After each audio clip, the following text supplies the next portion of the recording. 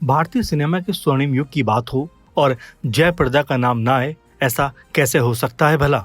उन्होंने अपनी अदाकारी, मोहक मुस्कान और बेहतरीन नृत्य से न केवल दक्षिण भारत के सिनेमाघरों में बल्कि हिंदी फिल्मों के दर्शकों के दिलों में भी एक खास मुकाम बनाया। एक साधारण परिवार से निकलकर सिनेमा की दुनिया पर राज करना और फिर राजनीति के अखाड़े में अपनी एक अलग पहचान बनाना, जयप्रदा का जीवन संघर्ष, प्रेरणा और सफलता की एक अद्भुत दास्तान है। इस प्रोग्राम में हम उनके शुरुआती जीवन, फिल्मी सफर, राजनीतिक सफर और व्यक्तिगत जीवन के विभिन्न पहलुओं पर विस्तार से बात करेंगे। तो चलिए आपको जयप्रदा से जुड़े तमाम अनसुने तथ्यों से रूबरू कराते हैं। शुरुआती जीवन और फिल्मों में प्रवेश। जयप्रदा का जन्म 3 अप्रैल 1962 को आंध्र प्रदेश के राजमुंद्री शहर में हुआ था। इनके बचपन का नाम ललिता रानी था। इनके पिता कृष्ण राव तेलुगु फिल्मों के एक जाने माने फाइनेंसर थे और इनकी माता नीलवेदी एक गृहिणी थीं। जया की मां ने कम उम्र में ही उनकी प्रतिभा को पहचान लिया था और उन्हें नृत्य और संगीत की कक्षाओं में दाखिला दिला दिया। जब वो महज 14 साल की थीं और स्कूल के एक वार्षिक समारोह में नृत्य कर रही थीं, तब दर्शकों में मौजूद एक प्रसिद्ध फिल्म निर्देशक के.बी. तिलक ने उनकी प्रतिभा को पहचान लिया। उन्होंने जया के परिवार को उन्हें फिल्मों में काम करने के लिए प्रोत्साहित करने को कहा। इस तरह से उन्होंने 1974 में तेलुगु फिल्म भूमि कोसम के एक 3 मिनट के डांस नंबर से अपने करियर की शुरुआत की। दक्षिण भारतीय सिनेमा में शानदार शुरुआत। छोटी सी शुरुआत के बाद जयप्रदा ने 1976 में सिरी सिरी मूव नामक फिल्म में मुख्य भूमिका निभाई। इस फिल्म ने उन्हें एक बड़ी पहचान दिला दी। उनकी लोकप्रियता इतनी तेजी से बढ़ी कि 1977 में आई फिल्म अदाबी रमोरू ने बॉक्स ऑफिस के सभी पुराने रिकॉर्ड तोड़ दिए। इस फिल्म का गाना भी बहुत ज़्यादा प्रसिद्ध हुए और उनके साथ एन.टी. रामाराव थे और एक ऐतिहासिक क्लासिकल गाने इस फिल्म के माने जाते हैं। दक्षिण भारत में उन्होंने एक के बाद एक कई सुपरहिट फिल्में दी, जिनमें अंथुलिनी कथा, सागर संगमम और संसारम जैसी फिल्में शामिल हैं।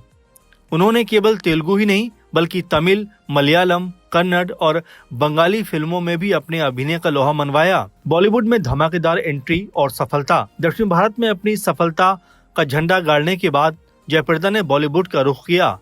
निर्देशक के विश्वनाथ ने उनकी ही तेलुगु फिल्म का रीमेक बनाकर 1979 में उन्हें हिंदी फिल्म सरगम से लॉन्च कर दिया। ये फिल्म बॉक्स ऑफिस पर ब्लॉकबस्टर साबित हुई और जयाप्रदा रातों रात हिंदी सिनेमा की स्टार बन गई। इस फिल्म के लिए उन्हें सर्वश्रेष्ठ अभिनेत्री का पहला फिल्म फेयर नामांकन भी मिला। शुरुआत में उन्हें हिंदी बोलने में कुछ परेशानियां हुई, लेकिन उन्होंने जल्दी ही इस पर महारत हासिल कर ली। इसके बाद उन्होंने प्रकाश मेहरा की फिल्म शराबी में अमिताभ बच्चन के साथ काम किया। इस फिल्म ने उन्हें बॉलीवुड में एक नई ऊंचाइयों पर पहुंचा दिया। इसके अलावा जितेंद्र और राजेश खन्ना के साथ भी उनकी जोड़ी को दर्शकों ने खूब पसंद किया। जयप्रदा की प्रमुख फिल्में। दक्षिण भारतीय सिनेमा से लेकर बॉलीवुड तक अपने अभिनय और मनमोहक नृत्य का जादू बिखेरने वाली जयप्रदा ने 70 और 80 के दशक में हिंदी फिल्म जगत पर अपनी गहरी छाप छोड़ी। उन्होंने हिंदी फिल्म जगत के सफल अभिनेताओं जैसे अमिताभ बच्चन, जितेंद्र और ऋषि कपूर के साथ खूब काम किया। आइए आपको बताते हैं जयप्रदा की कुछ सबसे प्रमुख और सुपरहिट फिल्मों के बारे में। नंबर 1, सरगम, जो 1979 में आई। के विश्वनाथ द्वारा निर्देशित ये फिल्म जयप्रदा की हिंदी फिल्म इंडस्ट्री में पदार्पण यानी कि उनकी ये डेब्यू फिल्म थी। फिल्म में उन्होंने एक मूक बधिर लड़की का किरदार निभाया था। ऋषि कपूर के साथ उनकी जोड़ी और संगीत को फिल्म ने ऐतिहासिक बना दिया। इस फिल्म ने रातों रात बॉलीवुड में जयप्रदा को एक बड़ा स्टार बनाया। नंबर 2, शराबी, जो 1984 में आई। प्रकाश मेहरा की इस फिल्म में जयप्रदा ने अमिताभ बच्चन के साथ काम किया, जो उस समय सबसे बड़े सुपरस्टार थे। उनकी मासूमियत और अमिताभ के साथ उनकी केमिस्ट्री को दर्शकों ने खूब पसंद किया। फिल्म के गाने जैसे मुझे 9 लखा मंगा दे उस समय बहुत ज्यादा लोकप्रिय हुआ था। नंबर 3, कामचोर, जो 1982 में आई। ये एक हल्की फुल्की और पारिवारिक फिल्म थी जिसमें जयप्रदा ने राकेश रोशन के साथ मुख्य भूमिका निभाई थी। इस फिल्म ने साबित किया कि वो केवल ग्लैमरस ही नहीं बल्कि गंभीर और घरेलू किरदार भी बखूबी तरीके से निभा सकती हैं। नंबर 4, तोहफा। ये फिल्म 1984 में आई। इस फिल्म में जयप्रदा के साथ जितेंद्र और श्रीदेवी मुख्य भूमिकाओं में थे। ये एक बेहद सफल व्यावसायिक फिल्म थी जिसने बॉक्स ऑफिस पर रिकॉर्ड तोड़ कमाई की थी। जयप्रदा को बॉलीवुड की अग्रणी अभिनेत्रियों की सूची में इस फिल्म ने स्थापित कर दिया। नंबर 5, संजोग। ये फिल्म 1985 में आई।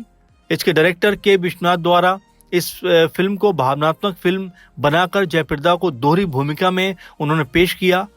उनका ये अभिनय उनके सबसे बेहतरीन और भावुक किरदारों में से एक माना जाता है। नंबर 6, आज का अर्जुन। ये फिल्म 1990 में आई। अमिताभ बच्चन के साथ एक बार फिर उनकी ये फिल्म बेहद सफल रही। इस फिल्म के गाने जैसे गोरी है कलाइयां उस वक्त बहुत बड़े हिट साबित हुए थे। इन फिल्मों के अलावा भी जयप्रदा ने मदद, सिंदूर, खाकी जैसी तमाम अनगिनत फिल्मों में अलग अलग तरह के अभिनय के रूप दिखाए और ये रूप दर्शकों को खूब पसंद भी आए। अपने पूरे फिल्मी करियर में जयप्रदा ने लगभग 300 से भी ज्यादा फिल्मों में काम किया है। साथ ही 7 अलग अलग भाषाओं में अभिनय करके उन्होंने अपनी बहुमुखी प्रतिभा का भी प्रमाण दिया है। बहुमुखी अभिनय और यादगार फिल्में। जयप्रदा का अभिनय केवल सुंदरता तक सीमित नहीं था। उन्होंने संजोग और सरगम जैसी फिल्मों से ये साबित किया कि वो बेहद गंभीर और चुनौतीपूर्ण किरदार भी निभा सकती हैं। 1980 के दशक के मध्य में वो उस समय की सबसे अधिक व्यस्त अभिनेत्रियों में से एक थीं। वो एक साथ कई भाषाओं की फिल्मों की शूटिंग किया करती थी। उनकी आंखों के भाव और चेहरे की सादगी ने उन्हें एक क्लासिक अभिनेत्री का दर्जा दिलाया। उन्हें 3 बार दक्षिण भारतीय फिल्म फेयर पुरस्कारों से सम्मानित भी किया गया। राजनीतिक सफर टीडीपी से लेकर भाजपा तक। जब जयप्रदा अपने करियर के चरम पर थी तब उन्होंने 1994 में तेलुगु देशम पार्टी यानी टीडीपी के साथ राजनीति में प्रवेश किया। इसके लिए उन्हें तत्कालीन मुख्यमंत्री और उनके पूर्व सह कलाकार एनटी रामाराव ने प्रेरित किया था। राजनीतिक सफर के प्रमुख पड़ाव। राज्यसभा का सफर। 1996 टीडीपी में रहते हुए जयप्रदा ने 1996 में आंध्र प्रदेश से राज्यसभा के लिए उनको सांसद मनोनीत किया गया। सपा में प्रवेश। बाद में चंद्रबाबू नायडू के साथ मतभेदों के कारण उन्होंने पार्टी छोड़ दी और इसके बाद वो समाजवादी पार्टी में शामिल हो गईं। रामपुर से जीत। जयप्रदा उत्तर प्रदेश की रामपुर लोकसभा सीट से 2004 और 2009 में समाजवादी पार्टी के टिकट पर भारी मतों से जीतकर संसद पहुंची।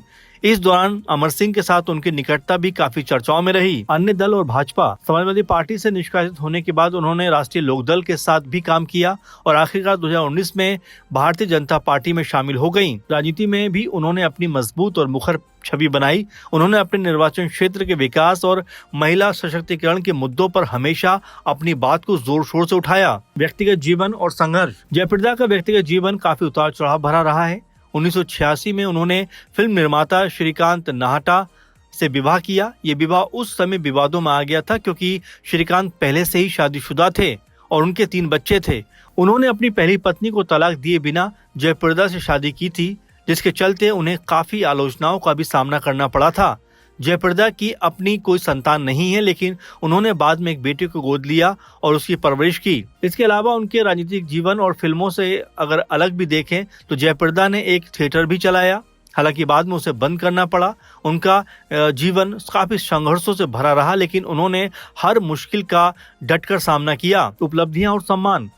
फिल्म फेयर पुरस्कार दक्षिण। उन्हें 3 बार दक्षिण भारतीय सिनेमा में सर्वश्रेष्ठ अभिनेत्री का फिल्म फेयर पुरस्कार मिला। फिल्म फेयर नामांकन हिंदी। सरगम और शराबी के लिए उन्हें हिंदी सिनेमा में भी फिल्म फेयर के लिए नामांकन मिले थे। संसदीय कार्य। उन्हें महिला सशक्तिकरण और सूचना प्रौद्योगिकी से जुड़े कई संसदीय समितियों का सदस्य भी बनाया गया। जयप्रदा का जीवन इस बात का प्रमाण है कि यदि किसी व्यक्ति में लगन और मेहनत हो तो वो किसी भी क्षेत्र में अपनी अमिट छाप छोड़ सकता है।